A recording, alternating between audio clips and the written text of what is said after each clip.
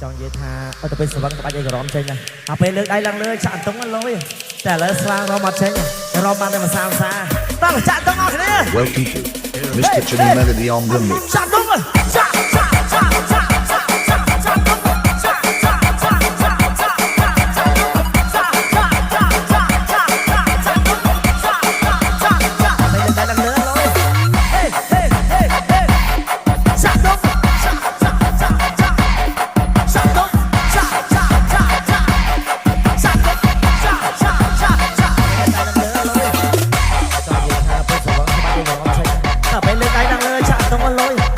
sang rô mặt chơi nha ta chạm tung một điểm ta chạm vào thế này freestyle thôi thì mày hey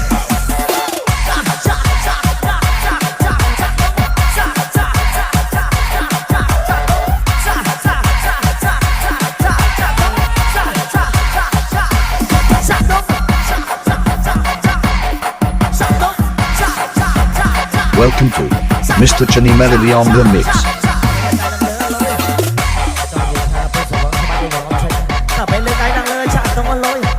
sang rô mặt chơi nha ta chạm tung một điểm ta chạm vào thế này freestyle thôi thì mày hey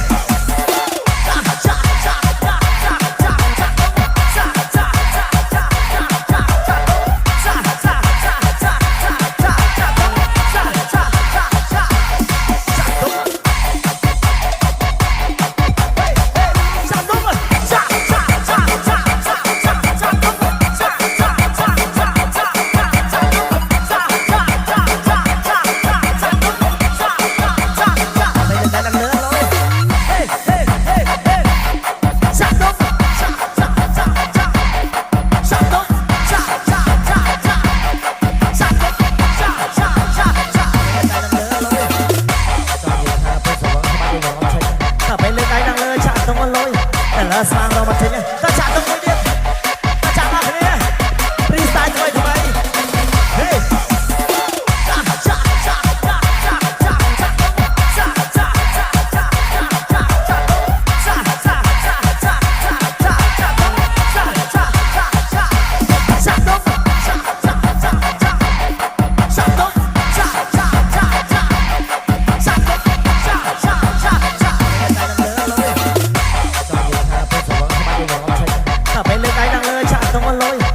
sang rô mặt chơi nha ta chạm tung một điểm ta chạm vào thế này freestyle thôi thì mày Welcome to Mr. Chunny Melody on the mix.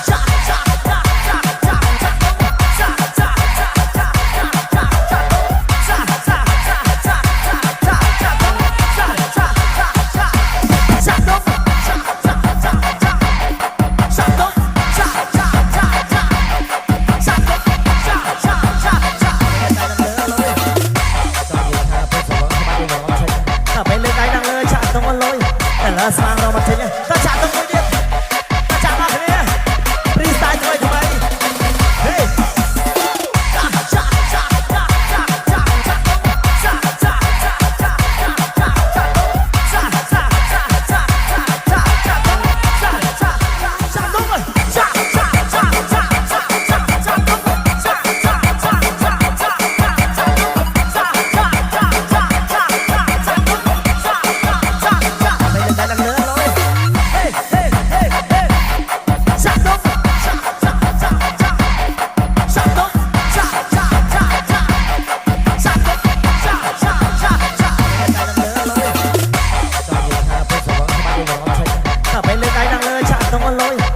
sang rô